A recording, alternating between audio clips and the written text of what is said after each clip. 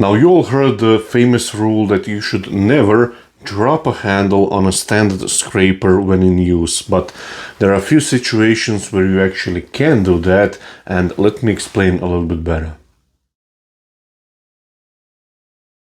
So whenever we are using a standard scraper, it's always a great practice to have end of the handle higher than the tip of the blade here. So like this. If this would be horizontal or level, I want to have it slightly higher, the end of the handle, than the tip of the blade here. And that will ensure that the surface I'm scraping here and top of my tool here is negative angle or less than 90 degrees. If I drop the handle down, you can see that's now over 90 degrees, and this will catch in pretty much every other situation. But in this case here, I'm going to explain why it's actually okay to drop the handle, and you will actually get sort of a shear scrape action inside this end grain, let's call it box or cup. Now, when I say standard scraper, what I mean by that is single bevel scraper. So you can see this one has only, well, actually it has double bevels here, but doesn't have the bevel on top here. So it's a flat steel or flat top, and the negative rake scraper would be something similar to skew chisel, which has the bevel on top and also on the bottom. Really important note to tell you, and that is that this is spindle blank. The grain is running like this, so between the centers, and this is our end grain, this is our side grain. So this is the grain alignment if you would turn maybe a handle or something like that. If I would turn this or rotate it by 90 degrees, then it would be cross grain blank, something more commonly used for bowls, plates, or something like that. So this is our end grain, this is side grain. The methods that I'll be showing you here for hollowing and getting nice clean surface on the inside for boxes, scoops, or anything like that, I only use for this kind of spindle orientation. This method of back hollowing and dropping the handle on a scraper I would never use on cross grain work or bowls, plates, stuff like that. So just be aware of that. And also these methods, actually this scraper dropping handle down technique, I would not use on a piece of timber bigger than this diameter. This is a little less than 75 mil diameter. Now I'll just quickly show you back hollowing with a 12 mil diameter or half-inch diameter spindle gouge. So the tool rest height when I place the spindle gouge nice and level is at the center of the very blank, like so. So the speed is 1500, actually 1600 RPM. So this is my position, and what I want to do first is start maybe half an inch away from the center and go inside like so. Go to a point on the inside like this, and now in this point I would move the handle a little closer to the blade, so like this. And in this case, now you can start dropping the handle down, and you can see which part of the spindle gouge I'm using also. So I'll do that again. So make a little cove or with the point of the spindle gouge like this, and now just drop the handle down, down, down, down, down, down, down.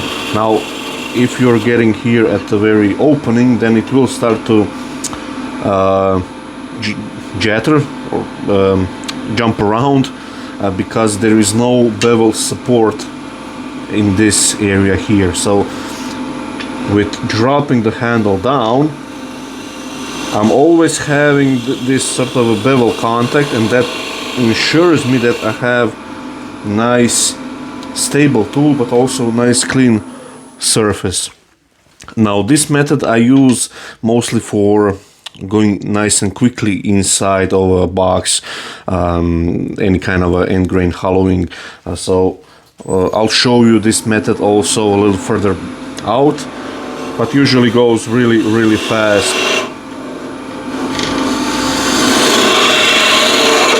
You can see that works really beautifully,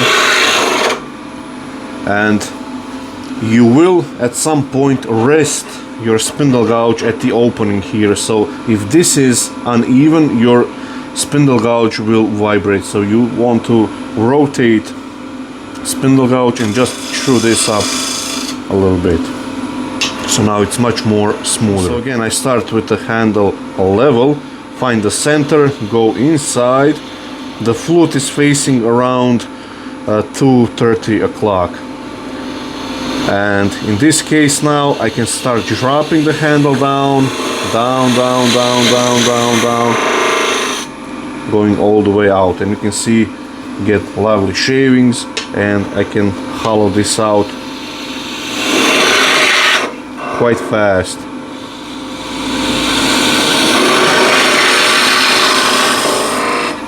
And you can see where I'm resting. I did push here a little too hard, so I did burn the timber.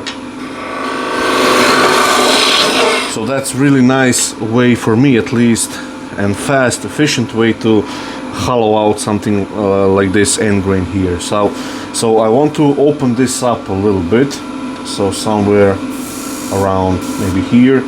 Now in this case I can use left wing of the gouge and scoop it like so, or you can use scraper from this point, but again you can use spindle gouge if you want.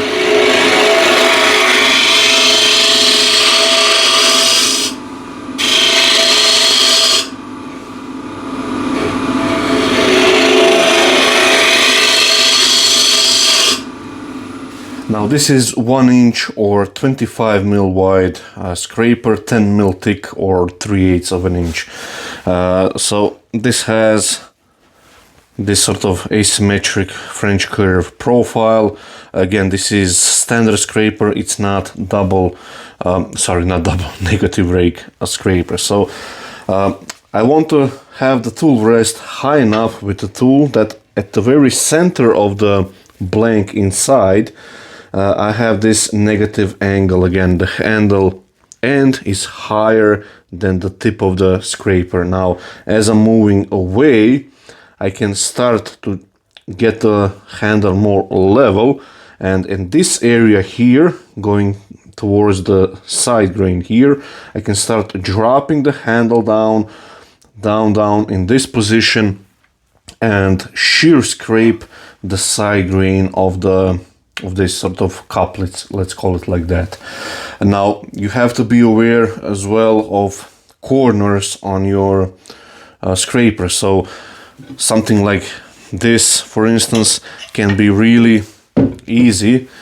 If you drop the handle down, it can quite easily catch on top of the corner here and grab, and it can be all of the mess here. So that's why I like to use this French curve, which this is again reversed curve here, so it does prevent getting these catches of the corner on the inside. Now again, this is sort of, I would call maybe a little bit more advanced method. If you're not comfortable doing dropping the handle down, then by all means just use it as a standard scraper rule with a handle end higher than the tip of the scraper here. So I'll show you both methods. So first I'll show you from a little bit further out. I've changed the camera angle so you can actually see when the handle is level, which is this position here, and when it's in a negative sort of angle, the rule when using scraper, which is this position where the end of the handle is higher than the cutting edge of the scraper. Now at the very center, in the very bottom of this cup, of this hollowing on the inside, I always want to be at this negative angle. You cannot be like this, sticking out, because first you won't be able to scrape the very bottom, but you can also invite really nasty catch. So you want to be, or start with a negative angle at the very center of the inside, and I'll show you a close-up in just a few seconds. So this is now negative angle, and as I'm moving away from the center, actually I'll first show you the standard method, which is this.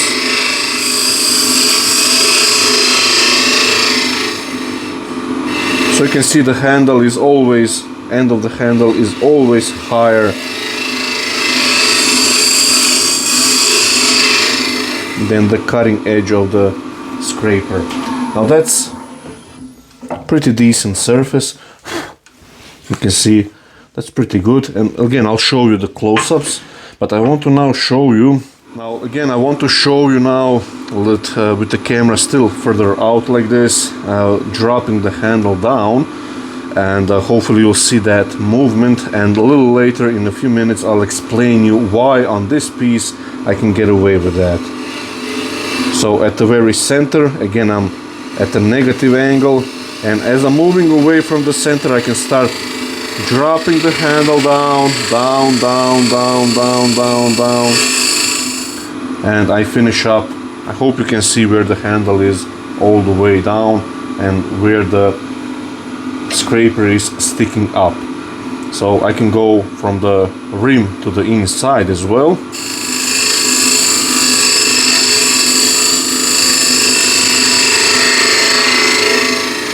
But always I want to finish at the center with a negative angle.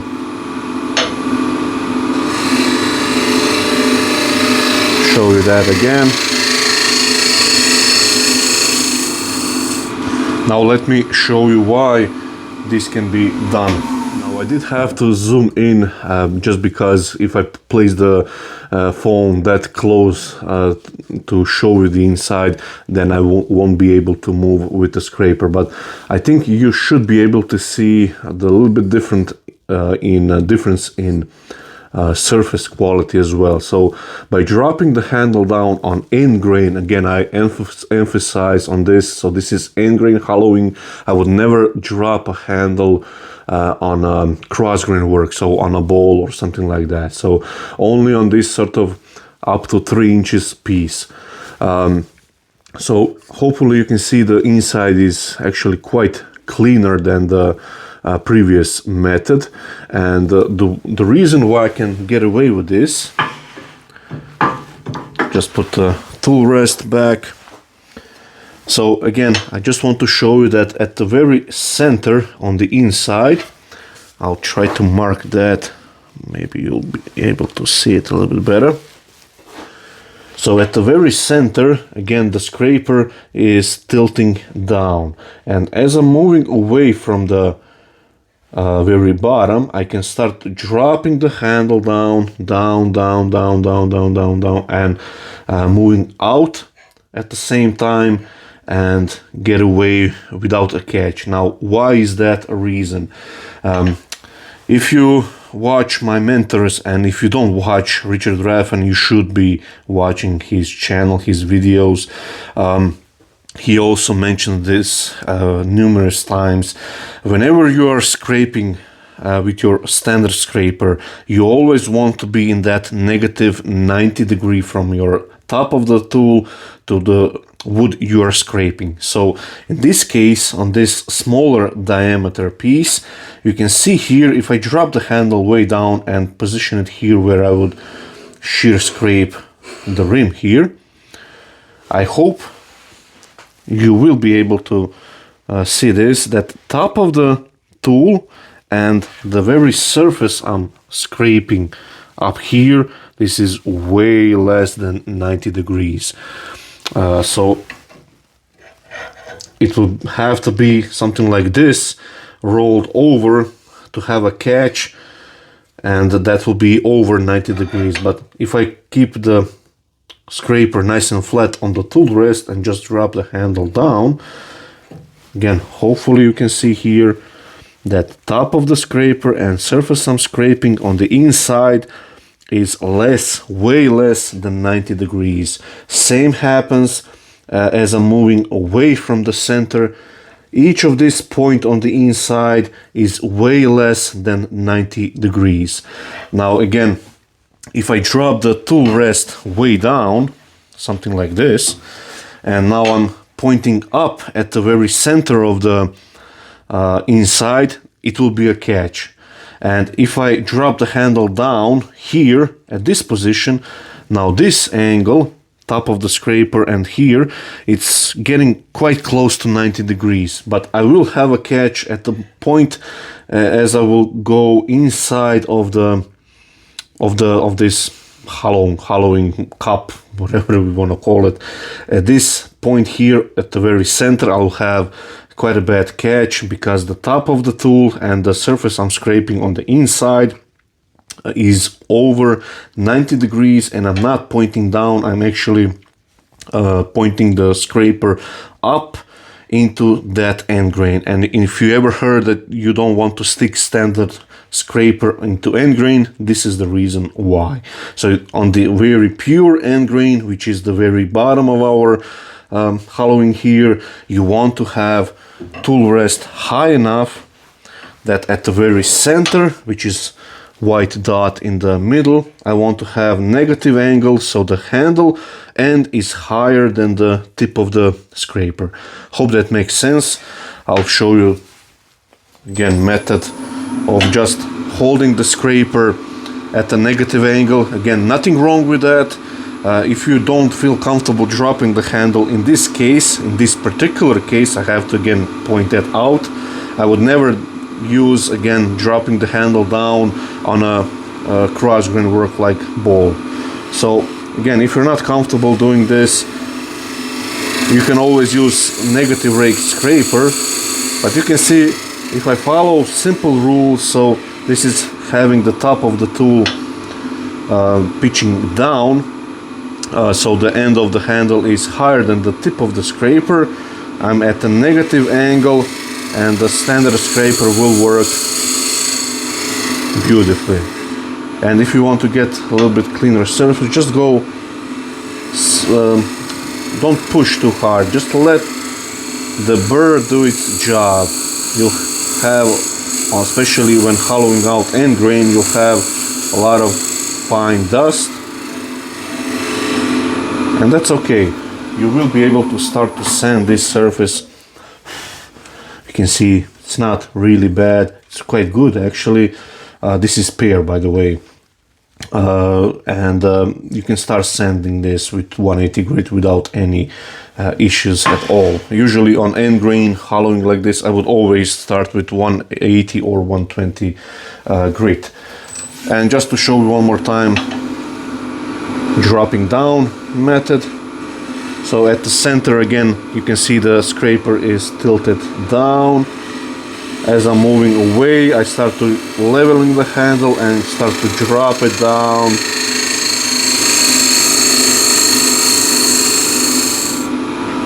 And just move nice fluidly.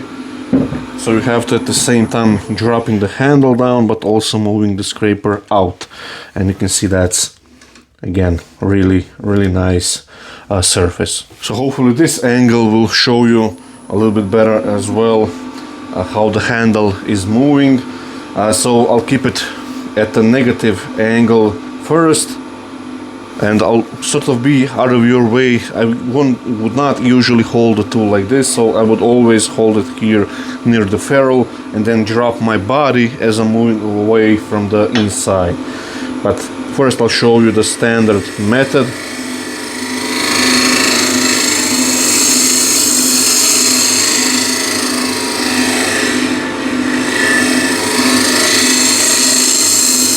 Again, you can see works beautifully now. Show you with dropping the handle down.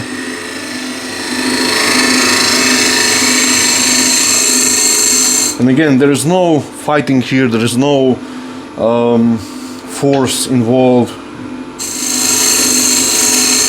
And again, I can start at the rim here, go towards the inside, but I always have to finish at the very center with the tool tilted down. Now again, the emphasis on this practice is having the correct orientation of the wood. So some might say that you can do this sort of technique on bowl work or cross grain work. I would not do that. I would not recommend that you do that. Whenever you stick something up into end grain, it will catch. So if I stick up a scraper inside very center of this end grain hollowing, it will be a massive catch. So you always have to have that negative angle. Let me just grab any tool, doesn't really matter. You always have to have that negative angle. This is way maybe emphasized, but you always have to have that angle at the very center where the end grain is. If I drop the handle down and point into end grain, it will catch badly. So the same will happen on a bowl work. If you stick scraper inside into pure end grain, it will be a massive catch, and again I would not recommend that you do that. So, and I only do this sort of technique on smaller diameter pieces like 3 inches and less. So that works for me. Again, somebody may have some other methods. Again, do what you are comfortable with. Now, I do understand that this is not your typical sort of method of getting the finish on the inside of end grain, like boxes, cups, or anything like that. Again, it's method that I use. It's a little bit different. So using the spindle gouge to rough out the inside, using the back hollow method.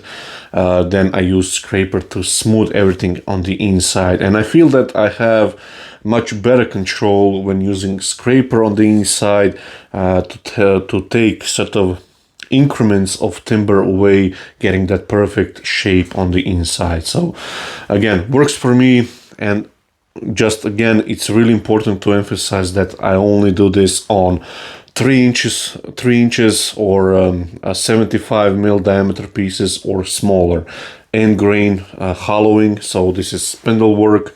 I do not do this method. I never drop the handle down on cross grain work, on bowls, plates, platters, cross grain boxes, or anything like that, and would never stick scraper blade by dropping the handle down into an end grain. That will be disaster. So hopefully this will answer some of the comments that I had to show this sort of further back method of using scraper on smaller pieces like this. So thank you for watching, and see you next time.